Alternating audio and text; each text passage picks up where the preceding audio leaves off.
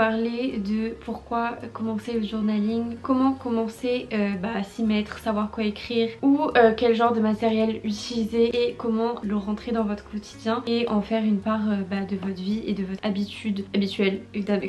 On va commencer tout de suite avec pourquoi vous devriez commencer à faire du journaling. Premièrement parce que ça aide à apprendre à se comprendre, à savoir pourquoi on reproduit toujours les mêmes schémas, à savoir pourquoi à ce moment-là on a ressenti de la frustration, de la colère, de la tristesse, à mieux comprendre juste ce qu'on est en train de ressentir, à en fait poser les émotions sur le papier et à pouvoir du coup passer à autre chose par la suite. Là où quand tu essayes juste de pas y penser et de faire comme si c'était rien passé, et t'as tendance à juste enfuir tes émotions et à créer genre comme un nœud d'émotions et c'est pas bon. Donc ça aide déjà à ça en premièrement. Ça aide aussi à la créativité puisque c'est aussi un moment où tu laisses ton esprit avoir le temps de penser, de réfléchir, de vaguer là où il veut vaguer, où en fait t'es pas en train de l'occuper, t'es en train de l'occuper à genre ressortir ce que t'as à l'intérieur de toi, ce qui fait que ça peut t'aider à développer de nouvelles idées, à débloquer des situations dans lesquelles tu es bloqué depuis longtemps et du coup dans tous les cas c'est bénéfique. Ça aide aussi à se détacher de son téléphone. C'est peut-être bête comme truc à dire mais juste le fait d'écrire, de passer un moment avec du papier, avec soi, avec un crayon, enfin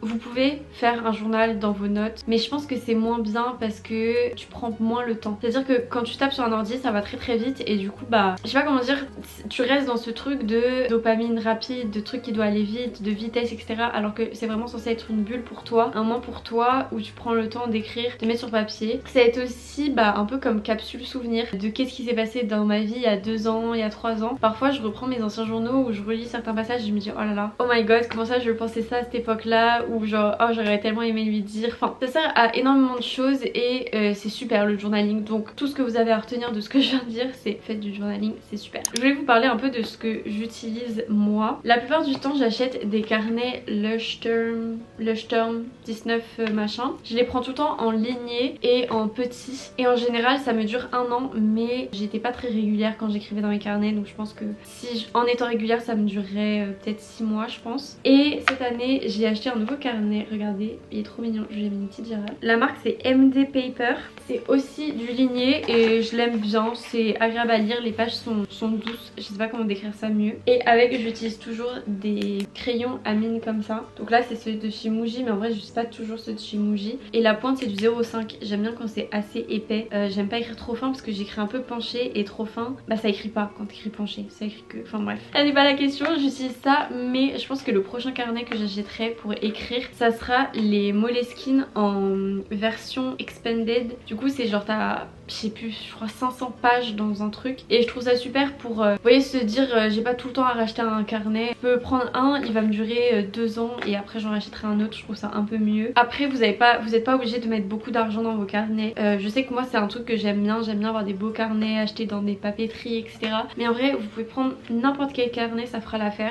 C'est juste ce côté esthétique qui fait que j'aime acheter des beaux carnets mais en vrai pas nécessaire, juste quelque chose qui vous donne envie d'écrire dedans, un truc agréable à écrire, vous voyez pas où les pages vous aimez pas écrire dedans. Pareil ça va pas forcément make sense à tout le monde mais il y a des carnets, certains types de papier où c'est pas agréable d'écrire dedans. Pareil il y a certains stylos j'aime pas écrire avec, donc prenez au moins un stylo et un carnet que vous aimez et c'est tout ce dont vous avez besoin. Même si je voulais quand même préciser le fait qu'il y a plusieurs types de journaling et que vous n'êtes pas obligé de faire ce qu'on voit partout. Par exemple moi un type de journaling que j'adore c'est ce que je fais dans ce carnet là où je fais un peu du craft, je fais des trucs et ça en soi moi je le fais que pour mes lectures, je le fais aussi pour mes souvenirs, aussi pour faire des pages un peu lambda on va dire, genre des moodboards etc. Mais en fait vous pouvez faire la même chose quand vous racontez votre journée. Par exemple si vous voulez raconter votre journée vous pouvez coller des photos, si vous aimez dessiner vous pouvez faire des dessins de votre journée et écrire à côté. Enfin vous n'êtes pas obligé de faire quelque chose de très scolaire, juste écrit, c'est vraiment libre à vous et aussi ça n'a pas besoin d'être parfait. Parce que moi si je reprends ça, genre vous voyez regardez ça c'est ma page pour mes cadeaux de Noël. Alors je l'ai pas fini, il faut encore que je mette mes cadeaux de Noël mais c'est quand même pas très joli.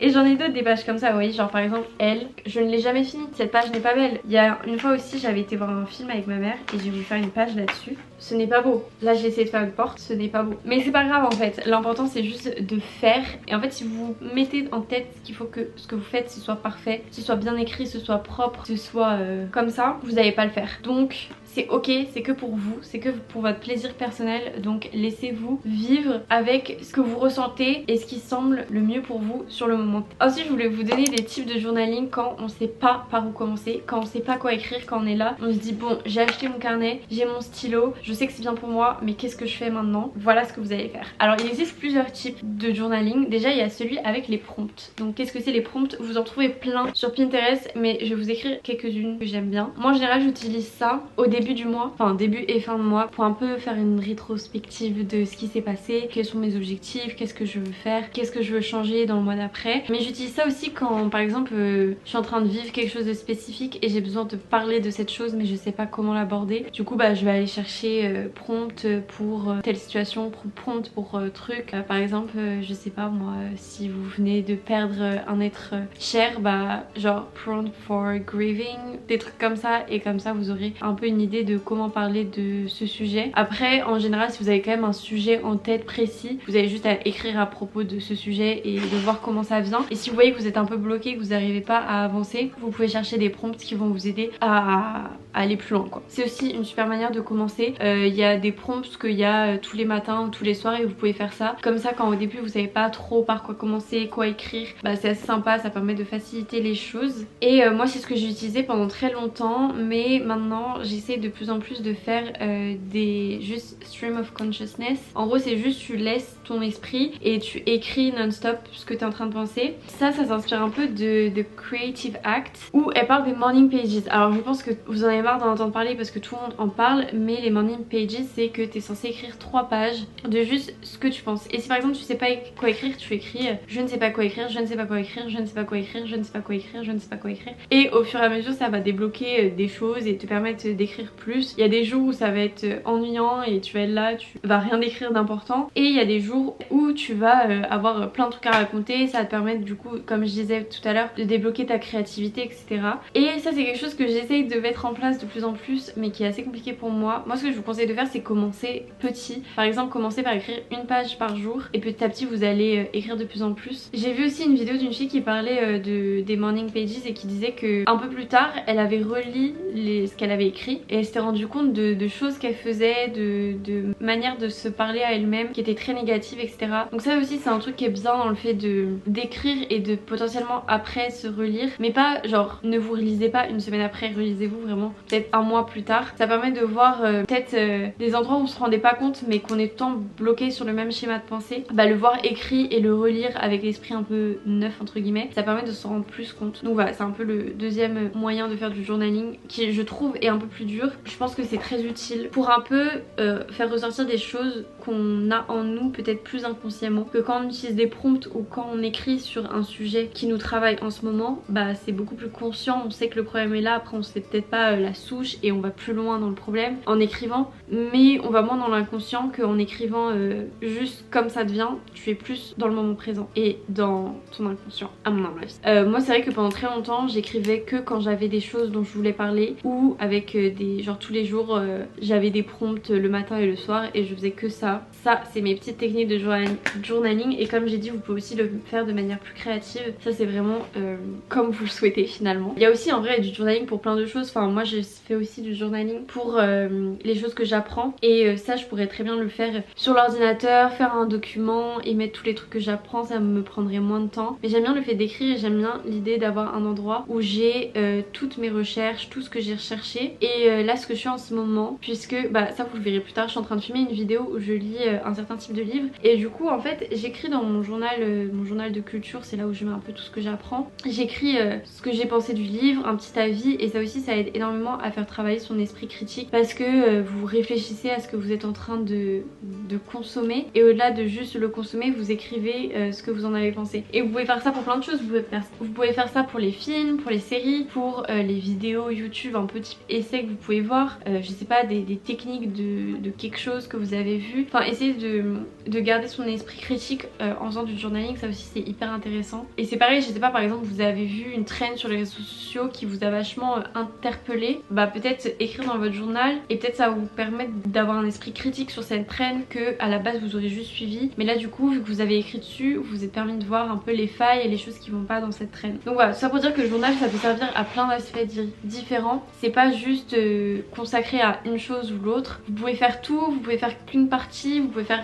Enfin c'est vraiment comme vous le sentez, moi j'aime bien un peu tout faire et c'est un peu mon problème, genre j'ai trop de journaux, du coup il y en a parfois que je laisse un peu à l'abandon. Mais pour arriver à mon dernier point qui est comment rester consistant, je pense que la clé pour rester consistant c'est de faire les choses comme vous le sentez, ce qui vous attire sur le moment. Par exemple moi écrire juste ce qui vient dans ma tête sans avoir de plan défini, à la base c'est quelque chose qui m'angoisse plus qu'autre chose, donc j'ai mis du temps avant de le faire et là je commence tout juste à le faire et encore j'ai un peu de mal à l'intégrer dans ma routine. Et faire du journaling comme là-dedans, bah j'adore, j'aimerais pouvoir garder tous mes souvenirs et faire tous mes souvenirs, des choses comme ça, mais j'ai pas le temps, du coup j'essaie de le faire quand j'y pense, au lieu de faire toutes les semaines ou tous les jours, j'essaie de le faire une fois par mois ou une fois par saison pour garder les choses marquantes qui se sont passées. Et voilà, et si dans un premier temps vous avez du mal à parler de vous, bah faites un peu des choses plus esprit critique et puis après vous passerez à du journaling plus lambda entre guillemets. En fait le tout c'est de s'écouter, mais faut aussi se faire violence entre grosses guillemets, mais savoir sortir de sa zone de confort, parce qu'à la base prendre le temps d'écrire, bah faut que vous preniez le temps. Mais en même temps je vais vous dire, si dans votre journée vous passez au moins 30 minutes sur TikTok, vous avez 30 minutes à passer à écrire dans votre journal. Ça se trouve le temps le matin, le soir, avant de partir au travail, en rentrant. Ça peut être aussi un bon moyen quand vous rentrez de chez vous par exemple, et bah vous écrivez,